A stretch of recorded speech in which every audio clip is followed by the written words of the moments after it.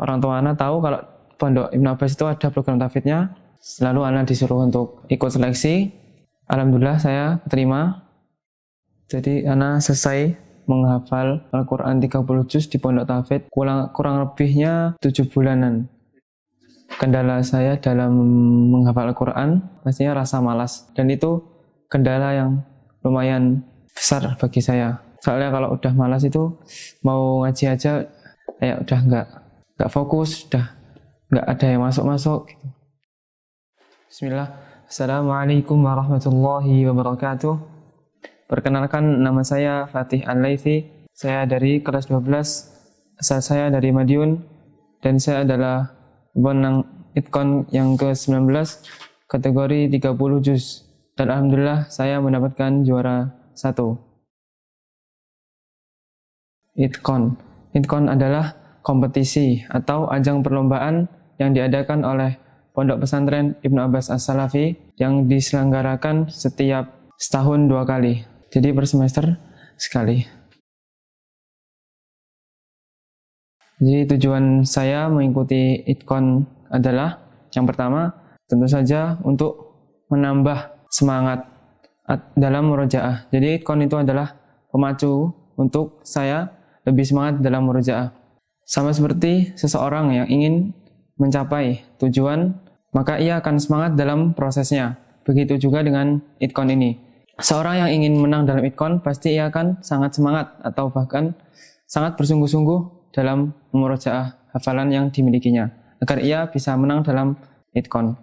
Tujuan Itkon yang kedua adalah untuk membahagiakan kedua orang tua. Orang tua pasti akan bangga kepada seorang anaknya, yang mana jika anaknya mencapai sebuah prestasi, entah itu prestasi dalam bidang akademik atau bidang Al-Quran dan bidang-bidang lainnya. Pasti orang tua akan senang jika anaknya meraih penghargaan. Dan yang ketiga adalah tujuan mengikut Itkon, yaitu untuk menang dan pastinya mendapatkan hadiah. Jadi untuk para santri yang ingin menang dalam Itkon dan mendapatkan hadiah, maka hendaknya semangat dalam murojaahnya dan selalu bersungguh-sungguh dalam murojaah. Saya mendapatkan juara 1 dalam Itkon, alhamdulillah sudah 2 kali. Kalau paling sering nggak ada, kadang soalnya ganti-ganti. Yang pertama dari kelas 7, Itkon ke-11 nggak salah, saya mengikuti kategori 3 juz dan saya mendapatkan juara 3. Kemudian setelah lama tidak mengikuti, saya mengikuti Itkon lagi pada kelas 9 naik ke kelas 10. Saya langsung mengikuti kategori 20 juz dan mendapatkan juara 2. Setelah itu langsung mengikuti Itkon 30 juz, dan itu sebenarnya juga belum terlalu siap. Tapi alhamdulillah saya masih mendapatkan juara, yaitu juara 3. Untuk Itkon yang selanjutnya saya ikut lagi 30 juz, dan alhamdulillah di situ saya mendapatkan juara 1. Kemudian untuk Itkon yang selanjutnya saya ikut lagi 30 juz, tapi qadarullah saya tidak mendapatkan juara. Dan untuk Itkon yang ke-18 saya ikut 30 bersama teman saya Ikrimah, dan qadarullah saya tidak mendapatkan juara 1. Saya mendapatkan juara 2 dan teman saya mendapatkan juara 1. Kemudian untuk Itkon yang terakhir ini alhamdulillah saya mendapatkan juara 1. Jadi sebelum masuk ke Ibnu Abbas, atau bisa dibilang pada waktu SD, saya membawa hafalan kurang lebih 6 juz. Dimulai dari juz 30 sampai juz 25. Jadi dimulai dari TK. Jadi pada waktu TK, saya itu baru mulai membaca Iqra pada waktu TK. Tapi sebelum masuk TK, orang tua saya sudah mendidik saya untuk berlatih membaca Al-Quran atau membaca potongan-potongan ayat. Jadi ketika saya mulai membaca Iqra, ya alhamdulillah sudah lumayan lancar. Jadi pada waktu TK, saya mulai membaca Iqra bersamaan dengan saya menghafal juz 30. Jadi setelah selesai TK dan menginjak ke SD, saya selesai Iqra bersamaan dengan selesainya juz 30. Kemudian lanjut ke kelas 2, saya mulai menghafalkan juz 29, kelas 3 juz 28, kelas 4 juz 27, kelas 5 juz 26, dan yang terakhir kelas 6 juz 25. Lalu bagaimana saya kok bisa lulus SD hafal 6 juz? Jadi di SD saya itu waktu halaqah cuman sekali, yaitu waktu siang hari atau ba'da zuhur. Dan waktu itu saya hanya gunakan untuk setoran dan merojaah hafalan-hafalan yang sudah saya hafal sebelumnya. Lalu di mana saya menghafal hafalan untuk disetorkan? Saya menghafalnya di rumah, terutama pada waktu ba'da subuh dan ba'da maghrib. Waktu ba'da subuh dan ba'da maghrib itu ya seperti waktu wajib saya lah, waktu wajib saya untuk mengaji. Jadi orang tua selalu menyuruh saya untuk mengaji di setiap ba'da subuh dan ba'da maghrib. Disitulah saya gunakan untuk menghafal atau memurojaah hafalan-hafalan yang sebelumnya. Jadi pada waktu tersebutlah saya gunakan kesempatan saya untuk menghafal, kemudian keesokan harinya distorkan kepada pengampu halaqah yang ada di sekolah. Jadi Ana masuk ke Pondok Ibn Abbas ini sebelumnya tidak ada niatan untuk masuk ke program tahfidz. Cuman orang tua Ana tahu kalau Pondok Ibn Abbas itu ada program tahfidznya, lalu Ana disuruh untuk ikut seleksi. Alhamdulillah saya terima dan kemudian saya ikut program tahfidz, dan di sana waktu untuk menghafal itu lebih banyak. Jadi saya dan teman-teman yang lain yang ikut program tahfidz itu dituntut untuk lebih banyak menghafal dan memurojaah. Dimulai dari ba'da subuh sampai jam 6:30. Kemudian kami istirahat, makan, mandi, dan persiapan untuk waktu halaqah yang kedua, yaitu jam 8. Lalu jam 8 sampai menjelang zuhur. Setelah menjelang zuhur, saya istirahat. Kemudian ba'da zuhur lanjut lagi sampai jam 1. Kemudian setelah jam 1, setelah jam 1 kami makan, kemudian istirahat sampai menjelang asar, bangun. Kemudian setelah asar ada kegiatan belajar bahasa Arab sampai kurang lebih 4:30. Kemudian persiapan atau bisa olahraga sebentar. Kemudian persiapan mandi, sholat maghrib. Setelah sholat maghrib, makan dulu. Setelah makan, baru sholat isya, kemudian halaqah sampai jam 9. Setelah jam 9, persiapan untuk tidur malam. Jadi Ana selesai menghafal Al-Quran 30 juz di Pondok Tahfidz kurang lebihnya 7 bulanan. Kemudian waktu sisanya digunakan untuk murojaah. Jadi setelah dari Pondok Tahfidz turun, alhamdulillah saya sudah lancar 15 juz, dari juz 15 sampai juz 30.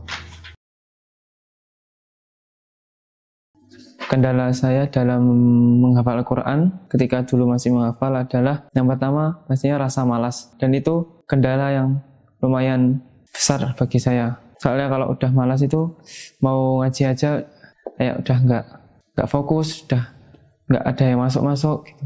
Dan kendala yang kedua adalah terkadang saat menghafal saya merasa kurang fokus. Saya sudah berusaha fokus, cuman kok kayaknya kerasa kok nggak masuk hafalannya, ayat-ayatnya kok nggak ada yang hafal-hafal, jadi gitu. Kemudian yang ketiga adalah godaan dari teman-teman. Jadi mungkin pas kita lagi menghafal, tiba-tiba teman kita ngajak main, atau ya kita lihat teman-teman kita yang sedang bermain bola atau bermain yang lainnya, kita ingin segera menyelesaikan hafalan dan ikut bermain. Dan di situ pasti kita tidak fokus dalam menghafal, sehingga kita langsung mungkin meninggalkan dan pergi bermain. Dan itu 3 godaan yang menurut saya sangat besar ketika saya menghafal. Jadi untuk mengatasi kendala-kendala tersebut, kendala-kendala tadi yang saya sebutkan, salah satunya adalah kita untuk selalu ingat orang tua. Jadi jika seorang santri dia ingat dengan kedua orang tuanya, itu orang tuanya menyekolahkan di sini bukan untuk bermain-main, yaitu untuk semangat dalam belajar dan mematuhi para asatidzah yang ada di sini. Dan yang kedua adalah kita ingat target kita. Jadi misalnya kita ingin bermain, tapi kita ingat kita belum target, kita masih ada target yang banyak. Nah, itu dengan 2 solusi tersebut, insya Allah untuk orang yang emang benar-benar bertekad dan semangat, insya Allah kendala-kendala tersebut akan tertangani. Nasihat orang tua yang sampai sekarang masih saya ingat adalah, kalau kamu mau melakukan sesuatu, ingatlah kamu adalah penghafal Al-Quran yang harus menjaga hafalannya. jika kamu berbuat maksiat, sekecil apapun maksiatnya, maka satu persatu hafalan Quranmu akan hilang. Kiat-kiat atau cara saya dalam menjaga hafalan adalah, yang pertama, tentunya untuk selalu mengulang-ulang hafalan yang sudah saya punya, terus menerus. Jadi untuk orang yang sudah menyelesaikan hafalannya 30 juz, minimal per hari murojaahnya adalah 3 juz. Jadi biar nggak lama-lama, misalnya kalau kelamaan soalnya nanti hafalannya keburu hilang. Dan yang kedua tentunya untuk tidak berbuat maksiat, karena maksiat itu dapat menghilangkan hafalan. Sebagaimana dalam perkataan ulama, ala ilmu nurun wa nurullahi la yu'ta lil asi. Ilmu itu adalah cahaya, dan cahaya Allah tidak akan diberikan kepada orang-orang yang berbuat maksiat. Dan di sini saya juga akan memberikan beberapa metode atau cara saya dalam memurojaah hafalan saya yang sudah saya miliki. Pertama adalah kita ingin melancarkan 1 juz. Misalnya kita ingin melancarkan juz 30 atau juz 1. Dalam 1 juz totalnya adalah 10 lembar. Jika kita ingin menghafalkan 1 juz tersebut dan ingin melancarkan 1 juz tersebut, maka caranya adalah kita hafalkan 2,5 lembar awal pertama. Setelah kita sudah hafal, kita setorkan kepada teman atau pengampu halaqah kita. Begitu sampai selesai 1 juz. Setelah selesai putaran pertama dengan setoran 2,5 lembar, kita bisa mengulanginya lagi 5 lembar. Jika dirasa 2,5 lembar tersebut sudah lancar, kita mengulangnya 5 lembar hingga selesai juz itu lagi, yaitu di juz 30. Jadi kita masih di juz 30. Kemudian setelah kita sudah murojaah 5 lembar, kita coba untuk murojaah langsung 1 juz sekali duduk. Begitu sampai seterusnya, sampai kurang lebih 5 juz. Setelah 5 juz, kalau bisa diusahakan untuk diteskan kepada pengampu halaqahnya. Kurang lebih sedikit metode dari saya.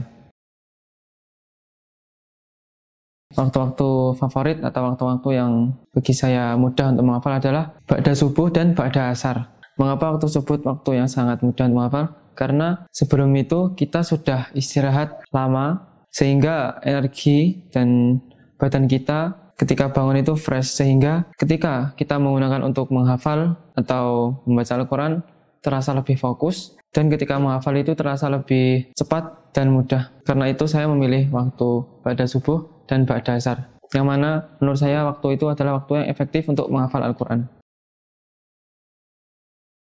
Jadi kalau metode yang diterapkan di pondok ini adalah, karena saya berhalaqah bersama Syekh, jadi metodenya adalah kita setoran minimal 1 lembar. Jika dirasa itu mungkin yang sulit, walaupun kita sudah pernah menghafalnya, jadi kalau kita merasa surat tersebut sulit atau halaman tersebut sulit, kita setoran minimal selembar.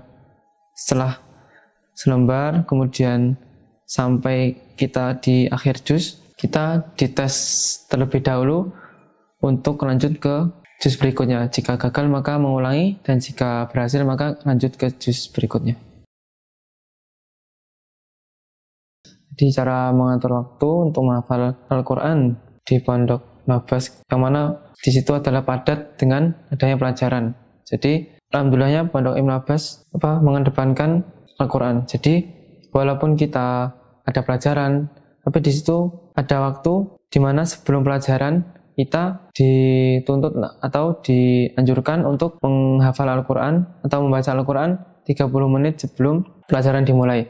Dan di situ merupakan waktu yang lumayan atau cukup lama untuk kita murojaah hafalan yang sudah kita punya. Kemudian pada waktu sore hari di Pondok Ibnu Abbas mengadakan madin sore atau madrasah diniyah sore, yang mana waktu tersebut para santri diwajibkan atau dituntut untuk menghafal mutun-mutun. Dan setelah menghafal mutun-mutun itu masih ada banyak sisa waktu sampai menjelang maghrib, kurang lebih 1,5 jam. Nah, di waktu tersebut dapat kita gunakan untuk menghafal atau murojaah hafalan yang sudah kita punya. Ya memang melancarkan atau murojaah hafalan itu butuh pengorbanan, butuh perjuangan. Jadi kita nggak apa-apa lah sedikit mengorbankan waktu kita untuk olahraga, untuk bermain-main atau yang selainnya untuk melancarkan hafalan kita. Karena berakit-rakit ke hulu, berenang-renang ke tepian, bersakit-sakit dahulu, bersenang-senang kemudian. untuk motivasi atau nasihat bagi para penghafal Al-Quran yang sudah memiliki banyak hafalan atau yang sedang berjuang menghafal, untuk tetap semangat dan tidak putus asa atau pantau menyerah. Karena sesungguhnya seorang yang bersungguh-sungguh atau berjuang dalam menghafal Al-Quran, maka kelak Al-Quran akan datang pada dirinya sebagai syafaat bagi pembacanya. Dan orang-orang yang menghafal Al-Quran akan memakaikan mahkota dan baju kemuliaan bagi kedua orang tuanya kelak di akhirat. Jadi tetaplah semangat dalam menghafal Al-Quran dan jangan menyerah sebelum menang Itkon 30 juz. Inilah sedikit cerita dan pengalaman saya mengenai menghafal Al-Quran. Semoga yang sedikit ini bisa bermanfaat bagi penonton. Cukup sekian. Assalamualaikum warahmatullahi wabarakatuh. Waalaikumsalam.